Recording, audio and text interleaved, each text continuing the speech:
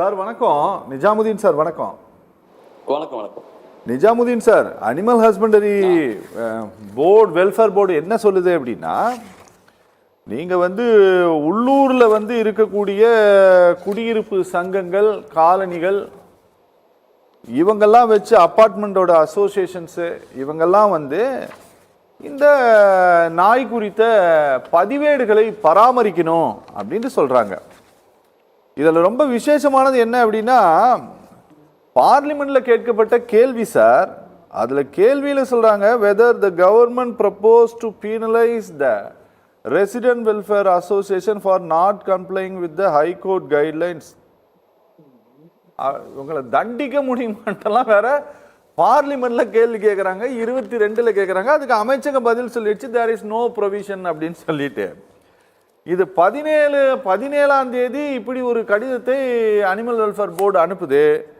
22ஆம் தேதி பார்லிமெண்ட்ல தண்டிக்க முடியுமான்ட்டு ஒரு கேள்வி கேட்குறாங்க. சார், முதல்ல இது எப்படி சொல்றது, ரெசிடென்ட் வெல்ஃபேர் அசோசியேஷனுடைய வேலையா சார் இது நாய் குறித்த பதிவேடுகளை பராமரிக்கிறதெல்லாம்? சார், எனக்கு ஒரு சம்பவம் ஞாபகம் வருது. ஒரு கம்யூனிஸ்ட் பாராளுமன்ற உறுப்பினர் ஒருவர் கிட்டத்தட்ட ஒரு 15 வருஷத்துக்கு முன்னாடி பாராளுமன்றத்தில் ஒரு கேள்வி எழுப்புறாரு. சரி, நாயை பாதுகாக்க, மான பாதுகாக்க எல்லாத்துக்கும் அமைப்புகள் இருக்கு, மனிதனை பாதுகாக்க அமைப்புகள் இல்லை. இன்னும் கொஞ்ச நாள் போனா பாராளுமன்ற அந்த சீட்ல நாய், பேய், குதிரை இதுதான் உட்காந்துட்டு இருக்கோம்னு சொன்னாங்க. அந்த மாதிரி தான் இருக்குது. மனிதனை பாதுகாக்க, மனிதன் எத்தனை பேர் நோய் விட்டுருக்காங்க பாதுகாத்து பட்டியலிடுங்கள் என்று அசோசியேஷனுக்கு இந்திய அரசாங்கம் சொல்ல காணும். நாயை பாதுகாப்பதற்கு பட்டியல்கள் சொன்னா இது என்ன வேலை? இது எனக்கு ஒன்றும் புரியல. நாயை பாதுகாக்கிறது வளர்க்குறவங்க பாதுகாத்துக்குவாங்க, அவங்களுடைய பொறுப்பு அது. சமீபத்துல மெட்ராஸ்ல பிரஸ்டேஜ் போரூர் ராமகிருஷ்ணன் ஆஸ்பத்திரி பக்கத்துல போரூர் பெல்லா வெஸ்டா குடியிருப்பு கிட்டத்தட்ட 2000 வீடு இருக்கு. அங்க உள்ளுக்குள்ள நாய்களுக்கு சில என்ன சொல்றது, நான் வார்த்தையை பயன்படுத்த விரும்பல, சில பேர் வெட்டியா போய் சோறு போட்டு இருக்காங்க. அந்த நாய் அங்க ஒரு ஆளை கடிக்க ஆரம்பிச்சு அது ரத்த வரி பிடிச்சு 6 பேரை தொடர்ச்சியா கடிச்சது ஒரே நாள். சரி, அப்ப அந்த குடியிருப்பு வாசலுக்குள்ள சண்டை வந்துருச்சு. நாய்க்கு சப்போர்ட்டா ஒரு 20 பேர், நாய்க்கு எதிர்ப்பா ஒரு 50-100 பேர் சண்டை போட ஆரம்பிச்சிட்டாங்க. இதுல வெட்டிட்டு விழுந்தா எத்தனை பேர் ஆஸ்பத்திரி போவாங்கன்னு தெரியல. அந்த அளவுக்கு ஒரு மோசமான நிலையில அரசு நடவடிக்கை எடுக்க முடியாத திணறலை ஏற்படுத்தியது. நாகப்பட்டினத்துல நாகூர்ல பக்கீரின்னு ஒருத்தர், எனக்கு தெரிஞ்ச ஒரு 20 வருஷத்துக்கு நாய்க்கடியில பாதிக்கப்பட்டு மருத்துவமனை கொண்டு போனாங்க. கொஞ்ச நேரத்துல அவருக்கு என்ன ஆச்சு, 2 நாள்ல ட்ரீட்மெண்ட் சரியா பழிக்காம போய் அவர் காலை தூக்கிட்டு ஒண்ணு கடிக்க ஆரம்பிச்சாரு. அதுக்கப்புறம் மனிதனை அடிக்க ஆரம்பிச்சாரு. கடைசியில அவரை பணக்கொட்டாயில வச்சு விஷ ஊசி போட்டு அவரை சாவடிச்சாங்க. இப்படி எங்க போத்தாலும் இதே மாதிரி ஒரு நிலை இருந்து கொண்டே இருக்குது. ராத்திரில தனியா ரோட்ல நடந்து வர முடியல. 20 நாய் 30 நாய் கிராமப்புறங்கள்ல. ஏன்னா பெரும்பாலான இடுகாடுகள், சுடுகாடுகள் திறந்த வெளியா இருக்குது. அங்க மெஞ்சிய உடம்புடைய மாமிசங்களை தின்ட்டு அந்த ரத்த வெறி பிடிச்சி மனிதனை கடிப்பதும், சுத்துவதும், குழந்தைகளை எடுத்துட்டு போறதும், வயசானவர்களை தாக்குவதும், பைக்ல போறவர்களை துரத்துவதுமா இருக்கக்கூடிய நிலையில மனிதனை வாழ முடியாத ஒரு நிலைக்கு. நான் சொல்றது ஜீவகாருண்யம் வேணும், மிருகங்களை பாதுகாக்கணுங்கிறது உண்மை. ஆனால் மனிதனை பாதுகாத்து அதன் மூலமா தான் பாதுகாக்கணும் ஒழிஞ்சு ஒரு பைத்தியகரமத்தனமா சட்டத்தை எழுதிட்டு அதை இம்ப்ளிமெண்ட் பண்றேன்னு சொல்றது என்ன பாதுகாப்பு? மனிதனை பாதுகாக்க அரசாங்கங்கள் வேணும். வளர்க்குறவங்க வீட்டுல கூண்டுல வச்சாரு. சமீபத்துல சென்னையில பார்த்தோம், ஒரு பார்க்ல சின்ன குழந்தைய தலையெல்லாம் கொதறி ஒரு வெளிநாட்டு நாய். அந்த அம்மா அந்த வளர்க்குற அம்மாவுக்கு கொஞ்சம் கூட இறக்கம் இல்லை. கடைசியில கேஸே இல்லாம ஆக்குனாங்க காசை கொடுத்து. அப்ப என்ன நிலையில இருக்கிறாங்க? ஒரு ரோட்ல படத்துல இருக்கிற அவனுக்கு சோறு போட காணும், அவனுக்கு ஒரு வீடு கட்டி கொடுக்க காணும், நாயத்துக்கு வச்சுட்டு கால சோறு போட. அது இயற்கையாக தானாக உண்டு. இப்ப காட்டுல போய் நீ குரங்குக்கு உணவு வைக்க முடியாது. அதை பத்தி பிச்சை எடுக்க பழக்காதீங்க, அது தானா அவங்கக்கூடிய சக்தி படைத்தது, தானாக பொருள் தரக்கூடிய சக்தி படைத்ததுன்னு சொல்றாங்க. இப்ப நாய்க்கு அந்த மாதிரி சக்தி இருக்குது. இருக்கிற குளமுட்டெல்லாம் மூடிப்பியா தண்ணி குடிக்க முடியல, உங்க வீட்டுக்கு வந்துடுது. அதுவும் தப்பு. ஆகவே நாய்களை முறையாக நீங்க காப்பாத்து கொண்டு போயிடுங்க, அல்ல காற்று கொண்டு போய் விடணும். மனிதர்கள் வாழ்கின்ற இடத்துக்கு வளர்க்குறவங்க பொறுப்பெடுக்கணும். இப்படி பொறுப்பெடுக்காமல் நீ வெட்டியா உட்காந்துருக்காம, நீ மக்களுக்கு சேவை செய்யாம, நாய்க்கு ஊசி போட்டாச்சான்னு பாரு, அது புள்ள பத்திச்சான்னு பாரு, அது ஆஸ்பத்திரியில் அட்மிட் பண்ணிச்சான்னு பாரு. என்னையா வேடிக்கை இது? என்ன கிண்டல் அடிக்குதா கவர்மெண்ட்? என்னன்னா, கொஞ்சம் வருடத்திற்கு முன்பாக சார், இந்த எல்லா தெருவுலையும் இந்த சாயங்கால நேரத்தில் இந்த நாய் பிடிக்கிற வண்டி வரும். அவர்கள் நாயை மட்டும் பிடிக்க மாட்டாங்க. சில நேரத்தில் கிராமங்களில் தெருக்கள்ல பன்னியினோட தொல்லை ஜாஸ்தி இருந்ததுன்னா அந்த பன்னியை கூட பிடிச்சிட்டு போவாங்க கார்பரேஷன், நகராட்சியெல்லாம் சார் இன்னைக்கு அப்படியான அப்ப இதை செய்வதற்கான ஆட்கள் முதல்ல இருக்காங்களா சார் இங்க லோக்கல் பாடிஸ்ல முதல்ல? இப்போ ஆள் இருக்கிறாங்க சார். இந்த ப்ளூ கிராஸ் தொல்லை கொடுக்கறதுனால அதை செயல்படுத்த முடியல. ஆள் இல்லாமல் இல்ல. நாகப்பட்டினம் முனிசிபாலிட்டி மத்த முனிசிபாலிட்டி ஆள்கள் இருக்காங்க, செய்யறதுக்கு தயாரா இருக்கிறாங்க. உடனே நாய்க்கு சோறு போடுற 2 பேரும் நின்று போடுறான், அவனோட வேலைக்கு உள்ள வைக்கிறான். அப்ப அவன் பயப்படுறான். அப்ப அந்த பிரச்சனை வருது. இப்ப இன்னொரு பிரச்சனை நான் சொல்றேன். இந்த ஊசி போடும்போது எல்லாமே நாய் கடிக்கு தான் கால்குலேட் பண்றாங்களான்னு கேக்குறாங்க. என் வீட்டுல ஒரு குழந்தைய வந்து பூனை கடிச்சிருச்சு. சரி, நான் பூனை கடிதானேன்னு சொல்லிட்டு சும்மா வந்து டாக்டருக்கு போன் போட்டேன். அப்ப அந்த டாக்டர் சொன்னாரு, அந்த பூனையை நாய் கடிச்சிருந்தா என்ன பண்றது அப்படின்னாரு. ஐயோன்னு ஓடிட்டேன். அந்த குழந்தைட்டு போய் ஊசி போடுறோம். அதுக்கு நாய்க்கடி ஊசி போறாங்க. ஏன்னா பூனை ரோட்ல மேய்கிறது, வீட்டுல வளர்ப்பு பூனை இல்ல, ரோட்ல மேய்கிற பூனை ஒரு பைட் போட்டுருச்சு, கடி கடிச்சிருச்சு, ரத்தம் வந்துட்டு. அவர் கேட்க ரத்தம் வந்துச்சா? ஆமா. அந்த பூனையை நாய் கடித்திருந்தால் அதற்கு ராபிஸ் இருக்கும். அப்படி என்று சொன்னால் உடனடியாக நீங்கள் நாய்க்கடி ஊசி போட்டிருக்க வேண்டும். ஏன்னா நாயும் பூனையும் ஒரே குப்பத்திட்டுல ஒன்னா சாப்பிடுறது. இது சாப்பிட்றது அது திங்கும், அது சாப்பிட்றது இது திங்கும், சண்டை வரும். அப்ப நாய்க்கடிக்கு பாதிக்கப்படுறது. அப்போ நாயினால் நாய் கடித்தால் மட்டுமல்ல, நாயை பூனை கடித்திருந்தால் அல்லது ஏதாவது பறவையை கடித்து அந்த பறவை நம்மளை கொத்துனா அதே விஷம் தான் நாயில விஷம் தான் வரும்பொழுது பூனையில விஷம் நாய்க்கு ஏறாது, நாயில விஷம் தான் பூனைக்கு ஏறும். அப்ப எந்த விதத்திலும் பாதிப்பு இல்லாத பாதுகாப்பே இல்லாத நிலையில் அரசு மக்களை முதலில் காக்க வேண்டும். நாயை காக்கிறது அடுத்த மேட்ரு. அரசு வந்து தேவையில்லாம இந்த ப்ளூ கிராஸை எடுத்துடலாம்னு நான் சொல்றேன்.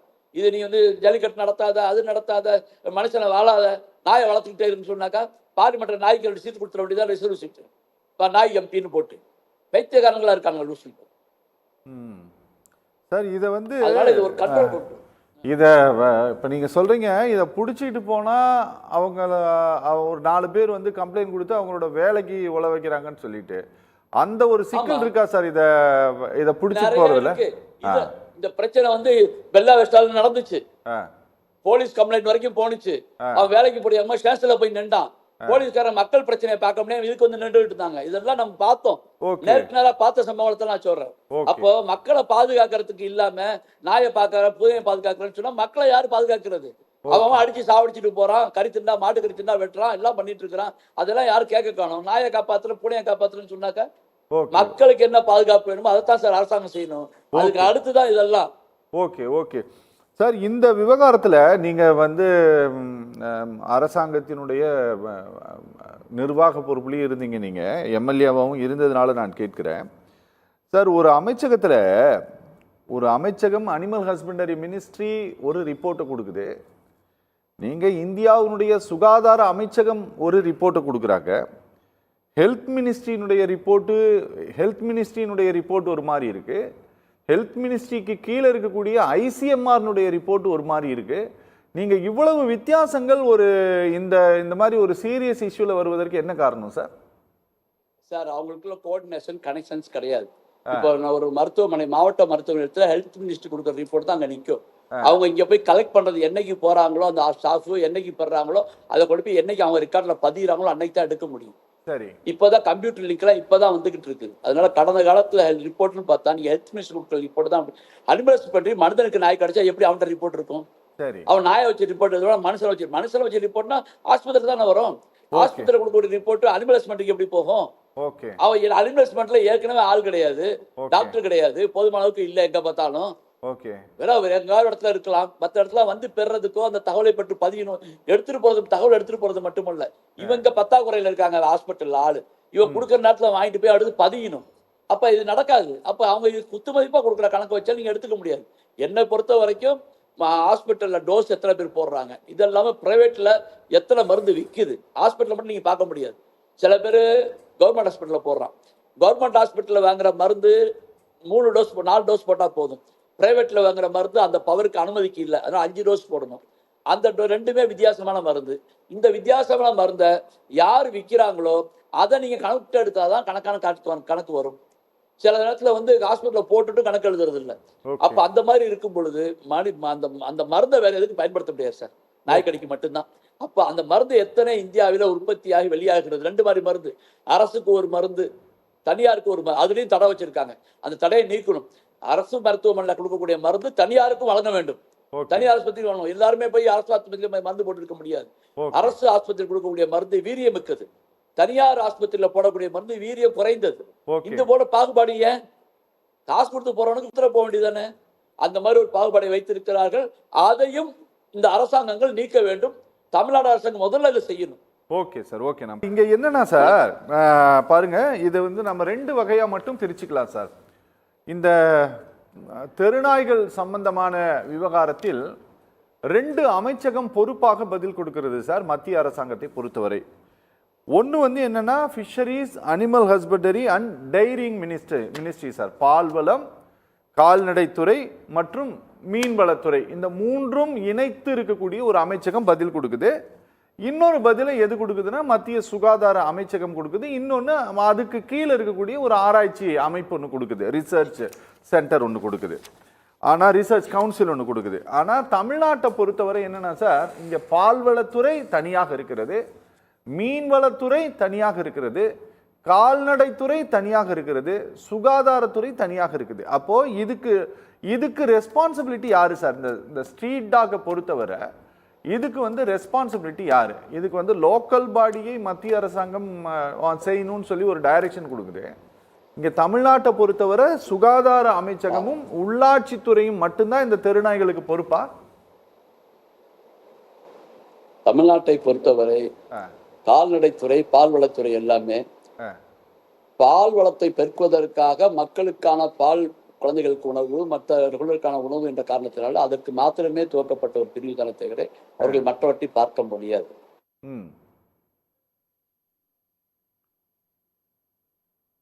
இதனால் இது போன்ற பிரச்சனை வருது அப்படிங்கறத வந்து அவங்க கண்டுபிடிச்சு நமக்கு வந்து தெரிவிக்கிறாங்க.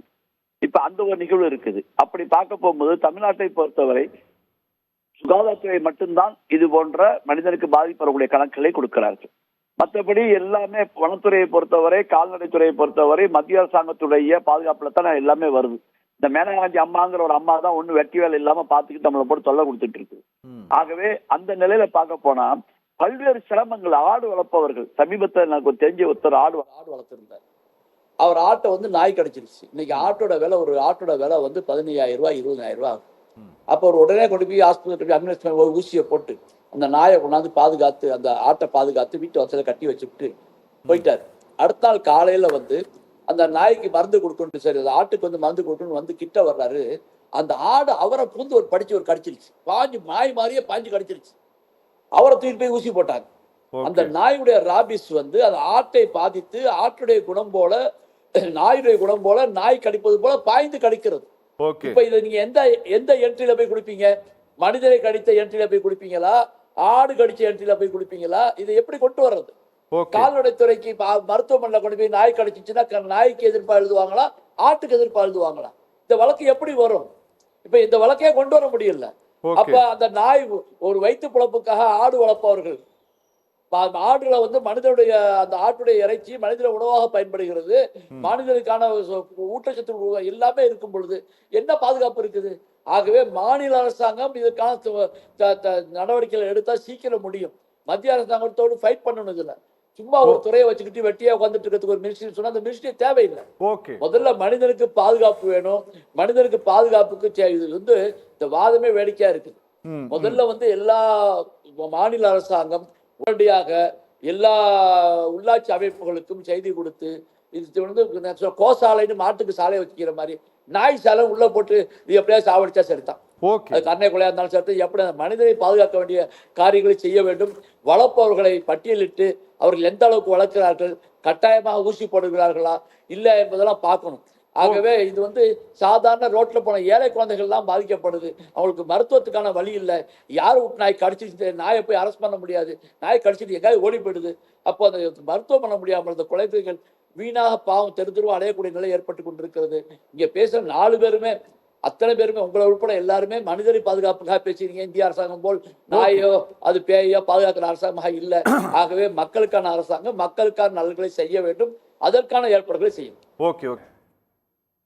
ஆடி மாசத்துல பெரும்பாலும் மனிதர்கள் திருமணம் பண்ணுவதில்லை. ஆனா இது நாய்க்கு லவ் மாசம். இது வேற அதிகமா கூட்டமா ஒரு நாயை துரத்திக்கிட்டு பல நாய் போய் அது வேற பிரச்சனை. ரோட்ல இந்த மாசம் வெளியவே போக முடியல. புரியுது சார், புரியுது. இவ்வளவு பிரச்சனைகள் எல்லாம் இருக்குது. ஆகவே இது அரசாங்கம், மாநில அரசாங்கம் தான் நேரடியாக மக்களை காக்கக்கூடிய அரசாங்கம். அவர் உடனடியா தலையிட்டு இது பிரச்சனையில் மக்களை காக்கக்கூடிய, சார் சொன்ன பிரச்சனை, அந்த அபார்ட்மெண்ட்ல 6 நாயையும் கண்ணுக்குட்டியை வளர்த்தாங்கிற பிரச்சனை ரொம்ப வேதனையா இருக்குது.